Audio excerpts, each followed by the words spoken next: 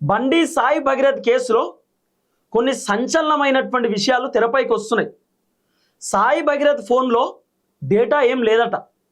Bhagirath SIM card లేకుండా పోలీసులకు phone అప్పగించిండు అనేది వినబడుతున్నటువంటి చర్చ. భగీరథ్ పైన ఒక కొత్త సెక్షన్ని యాడ్ చేసిరు పోలీసులు. ఆల్రెడీ మొన్ననే బిఎన్ఎస్ సెక్షన్ కొత్తది యాడ్ చేసిర్రు. దాదాపు 10 సంవత్సరాలు జైలు శిక్ష పడేటటువంటి సెక్షన్. ఒక అమ్మాయి పైన పదే పదే లైంగికంగా దాడి చేస్తే కొత్త సెక్షన్ యాడ్ చేసిర్రు. సో లైఫ్ పడేటటువంటి అవకాశం కూడా ఉంటుందట, లేకపోతే ఉరిశిక్ష పడేటటువంటి అవకాశాలు కూడా ఉండొచ్చు అనేది వినబడుతున్నటువంటి చర్చ. భగీరథ్కు సంబంధించినటువంటి కేసులో రోజు రోజుకు భయంకరమైనటువంటి నిజాలు తెరపైకి వస్తున్నాయి. నిన్న బండి సాయి భగీరథ్ వాళ్ళ నాయన బండి వాళ్ళ ఫ్రెండ్ వచ్చిండు, ఒక ఆయన నిన్న మన ఆఫీస్కి వచ్చిండు. ఆయన సంచలనమైనటువంటి విషయాలు తెరపైకి తీసుకొచ్చిండు. బండి భగీరథ్కు వాళ్ళ నాన్న లక్షల రూపాయలు ఇచ్చేదట. భగీరథ్ మొత్తం లక్షల రూపాయలు ఖర్చు పెట్టేదట. మొత్తం luxury life, BMW, range rover, Benz కార్లలో తిరిగేదట. ఆయన బర్త్డే పార్టీయే 50-60 లక్షల రూపాయలతో పార్టీ చేసేదట, ఖర్చు చేసేదట. ఆయన వేసుకున్న షర్టు పాయింట్ లక్షల రూపాయల విలువ చేసే పాయింట్ షర్ట్ అట. వాచ్ కథ అదంతా ఇక మొత్తం హల్చల్. ఎంపీ కాకంటే ముందు వాళ్ళ జీవితం వేరే ఉంటుండేనట. ఎంపీ అయిన తర్వాత వాళ్ళ కొడుకు మొత్తం అంటే భగీరథ్ మొత్తం లగ్జరీకి అలవాటైండు. దోస్తులను పట్టుకొని తిరుగుడు. భగీరథ్ ఏదో వేరే స్టేట్లో కాలేజ్లో జాయిన్ అయితే అక్కడ ఏదో పంచాయతీ అయితే కాలేజ్ వాళ్ళు రస్టికేట్ చేసిరు, తీసేసిరు కాలేజ్ నుండి. వద్దు మాకు, నువ్వు నీ వల్ల మొత్తం కాలేజ్ అంతా చెడ్డ పేరు వస్తుంది, పంచాయతీ అయితే నువ్వు వెళ్ళిపో అని చెప్పి వెళ్ళగొట్టి ఆడికెళ్ళి. మళ్ళీ తర్వాత భగీరథ్ మహీంద్రా యూనివర్సిటీ ఎక్కడో జాయిన్ అయ్యిండు. అక్కడ పంచాయతీ అయింది. అక్కడ పంచాయతీ 2-3 పోరగాళ్ళను కొడితే భగీరథ్ వాళ్ళ నాన్న ప్రెస్ మీట్ పెట్టిండు. ప్రెస్ మీట్ పెట్టి ఏమన్నాడు, 2 అబ్బాయిలు అమ్మాయిలను ఇబ్బంది పెడితే మా కొడుకు అమ్మాయిలను మీరు ఎట్లా ఇబ్బంది పెడతారా అని చెప్పి నా కొడుకు రంగంలోకి దిగి 2 పోరగాళ్ళను కొట్టిండు. ఇప్పుడు భగీరథ్ ఏమన్నా పోలీసా, లేకపోతే భగీరథ్ ఏమన్నా కోర్టా? భగీరథ్ ఎట్లా కొడతాడు? కొట్టిండు నా కొడుకు అమ్మాయిలకు అండగా నిల్చున్నాడు అని చెప్పి వాళ్ళ నాయన చెప్పిండు. మరి అమ్మాయిలకు అండగా నిల్చున్నటువంటి భగీరథ్ ఒక 17 ఏళ్ళ అమ్మాయిని ఎట్లా ఇబ్బంది పెట్టిండు? మరి ఈ విషయాలు కూడా బయటికి రావాలి.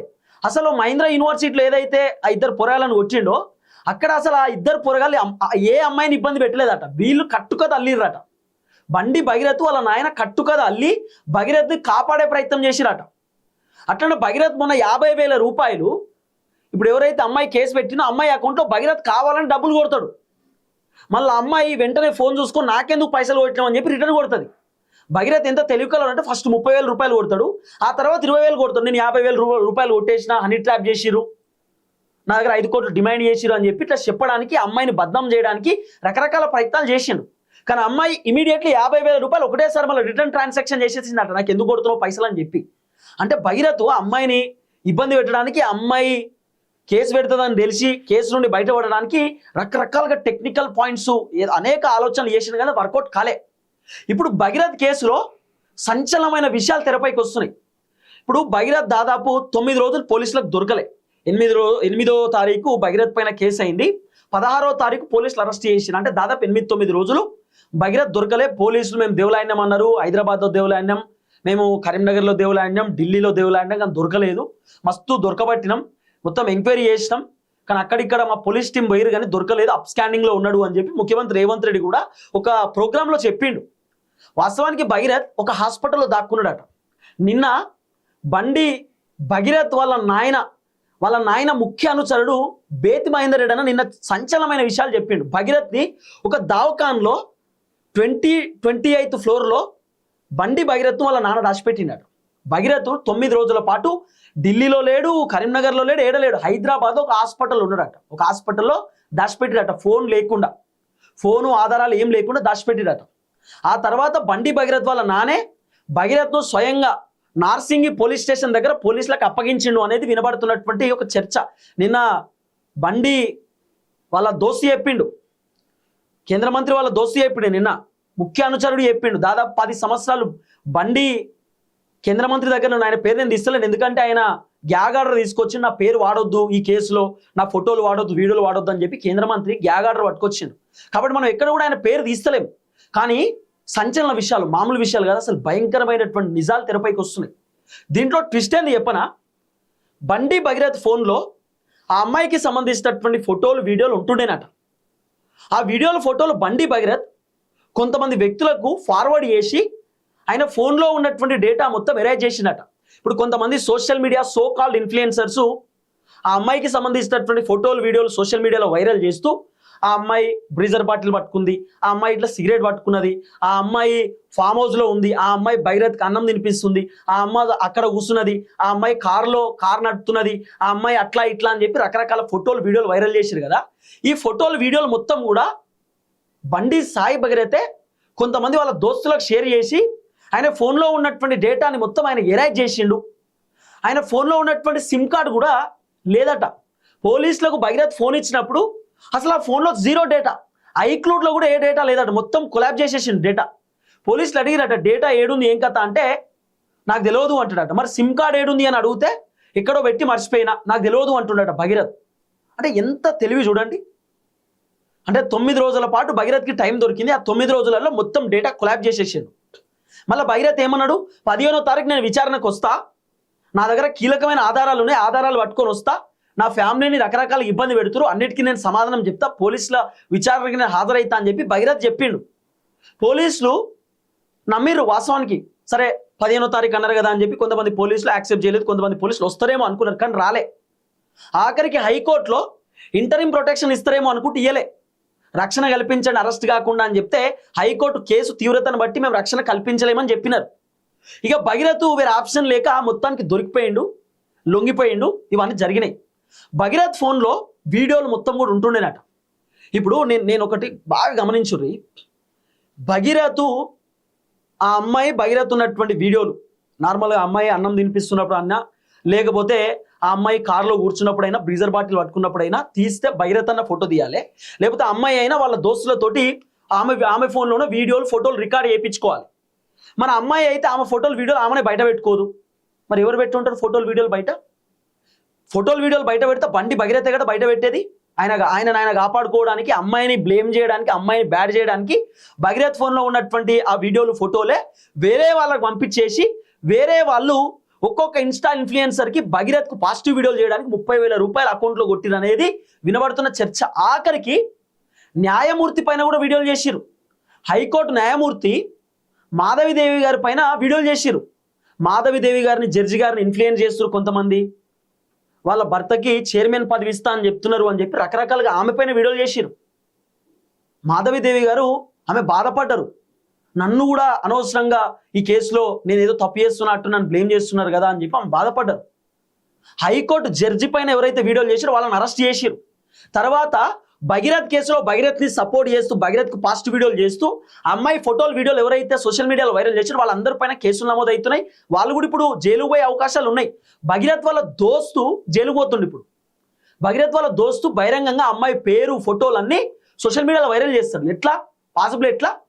భగీరథ్ ఫోన్లో ఉన్నటువంటి వీడియోలే వాళ్ళ దోస్తులకు ఫార్వర్డ్ చేసి, ఇగో మీరు అమ్మాయికి ఇట్లా నెగిటివ్ చేయండి, నాకు పాజిటివ్ చేయండి, ఇగో అమ్మాయి ఇట్లా బ్రీజర్ బాటిల్ పట్టుకున్న ఫోటో ఉంది, వీడియో ఉంది, ఇగో అమ్మాయి ఇట్లా ఫామ్ హౌస్లో కారు CCTV ఫోటోజ్ వీడియో ఉంది, ఇవన్నీ ఇన్ఫ్లుయెన్స్ చేస్తూ, అంటే కేంద్ర మంత్రి మా నాన్న ఏం చేస్తే నడుస్తుందనే ఒపీనియన్ తోటి ఆ మొత్తం ఇక రకరకాలుగా ఫోటోలు, వీడియోలు బండి భగీరథ్ ఫోన్లో ఉన్నటువంటి ఆ డేటా మొత్తం వేరే వాళ్ళకి ట్రాన్స్ఫర్ చేసి భగీరథ్ ఆయన ఫోన్లో మొత్తం డేటా కొలాబ్ చేసిన అనేది వినబడుతున్న చర్చ. అసలు సోషల్ మీడియాలో అమ్మాయికి సంబంధించిన వీడియోలు వైరల్ అయినాయి, కారణం భగీరథే అని వినబడుతున్న అంశం. భగీరథ్ ఫోన్లోనే ఆ వీడియోలు, ఫోటోలు ఉంటుండే, అవన్నీ భగీరథే వేరే వాళ్ళకి పంపించిండు. పంపించి వేరే వాళ్ళతోటి భగీరథే వీడియోలు చేపించిండు, ఫోటోలు ఇవన్నీ కూడా బయట పెట్టించిండు.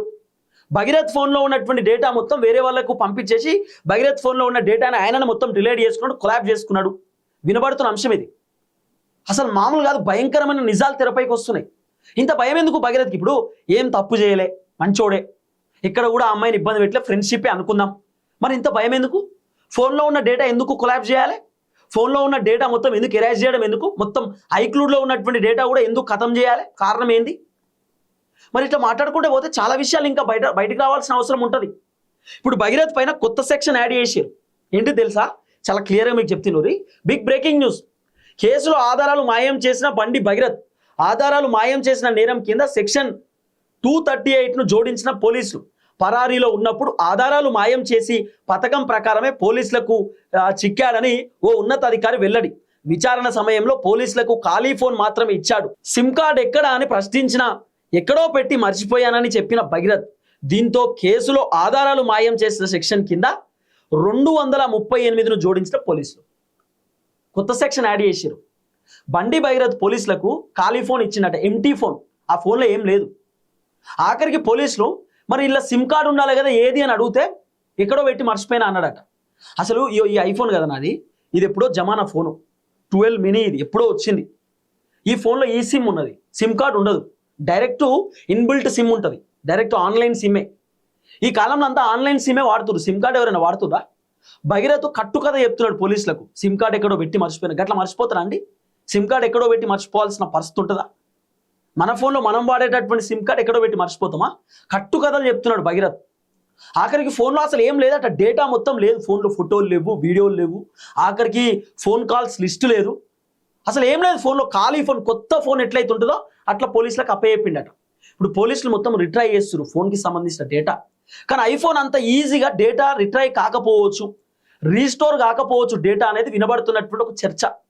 ఇప్పుడు నార్మల్ ఫోన్లు అయితే ఎట్లనో పోలీసుల దగ్గర ఎక్విప్మెంట్స్ ఉంటాయి, ఎట్లనో చిన్నగా వాళ్ళ దగ్గర పరికరాలు ఉంటాయి, ఏదో ఒకటి చేసి డేటాని మళ్ళీ వెనక్కి తీస్తారు. కానీ ఐఫోన్ అంత ఈజీగా డేటా రాకపోవచ్చు అనేది వినబడుతున్న అంశం. ఎందుకంటే ఒకసారి ఐఫోన్కి సంబంధించిన ఐక్లూడ్ లాక్ మర్చిపోతే అసలు ఇక ఆ ఫోన్ వేస్ట్గా మళ్ళీ మనం లాక్ తీయడానికి కూడా ఉండదు, సాఫ్ట్వేర్ అప్డేట్ చేయడానికి ఇట్లా ఏమి ఉండదు, అట్లా సాఫ్ట్వేర్ మార్చడానికి ఉండదు.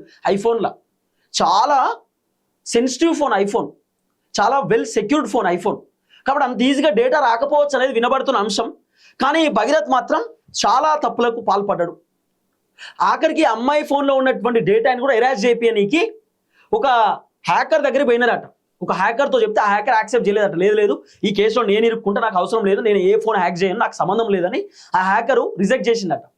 భగీరథ్ ఏదో హ్యాకర్కి ఏదో డబ్బులు ఇస్తానో ఇంకోటి చెప్పినట్టుండు, హ్యాకరు నో చెప్పిండట. అంటే ఎంత ఘోరమైన పరిస్థితి చూడండి. అసలు ఇప్పుడు ప్రధానంగా వినబడుతున్న చర్చ ఒకటే, ఆ అమ్మాయికి సంబంధించినటువంటి ఆ బాధితురాలకు సంబంధించిన ఫోటోలు వీడియోలు సోషల్ మీడియాలో ఎట్లా వైరల్ అయినాయి. ఆ ఫోటోలు వీడియోలు వైరల్ చేసినటువంటి వ్యక్తులు ఎవరు అంటే భగీరథ్ ఫోన్లో నుండే భగీరథే వాళ్ళ దోస్తులకు ఫోటోలు వీడియోలు పంపించి ఈ ఫోటోలు వీడియోలు సోషల్ మీడియాలో వైరల్ చేయండి, అమ్మాయి ఇట్లా అట్లా ఆ బ్రీజర్ బాటిల్ పట్టుకుంది ఇట్లా అట్లా అని చెప్పి నెగిటివ్ వీడియోలు చేసి నాకు పాజిటివ్ చేయండి అని చెప్పి భగీరథ్కి సంబంధించి సపోర్ట్ చేసేటటువంటి భగీరథ్ ఫ్యామిలీ మెంబర్ ఎవరో ఉన్నారు, ఇదంతా వాళ్ళ ఫ్యామిలీ మెంబరే నడిపించిరు అనేది వినబడుతున్న అంశం. అంటే దీన్ని బట్టి చూస్తే భగీరథ్ ఫోన్లోనే వీడియోలు ఉంటుండే, భగీరథ్ ఫోన్లో వీడియోలు ఉంటుండే. అమ్మాయికి తెలియకుండా కూడా భగీరథ్ చాలా వీడియోలు తీసిండట. నేను ఒక వీడియో గతంలో నార్మల్గా నేను చూపించిన, ఒక బ్లర్ చేసి ఇక్కడ ఏం కనబడకుండా తీసిన ఆ వీడియో నేను సోషల్ మీడియాలో బాగా వైరల్ అవుతుంటే నేను జనాలకు కూడా ఎక్స్ప్లెయిన్ చేసిన. ఒక అమ్మాయి ఒక రూమ్లో కూర్చుంది, ఆ అమ్మాయి ఎవరు బాధితురాలు రూమ్లో కూర్చుంది, భగీరథ్ ఆ అమ్మాయిని వీడియో తీస్తాడు సీక్రెట్గా తెలియకుండా. ఎందుకు తీయాలి వీడియో, ఎందుకట్లా తీయడం? ఆ అమ్మాయి ఒక రూమ్లో సోఫాలో కూర్చుంటే భగీరథ్ వీడియో తీయడం ఎందుకు? ఆ వీడియో వాళ్ళ ఫ్రెండ్స్కి పంపిస్తారట స్నాప్చాట్లో. ఎందుకు అట్లా అమ్మాయి వీడియో తీసి స్నాప్చాట్లో పెట్టడం ఎందుకు? అసలు ఏంది రీజన్ ఏంది అంటే అమ్మాయికి తెలియకుండా భగీరథ్ చాలా వీడియోలు ఫోటోలు తీసి వాళ్ళ ఫ్రెండ్స్కి షేర్ చేయడం.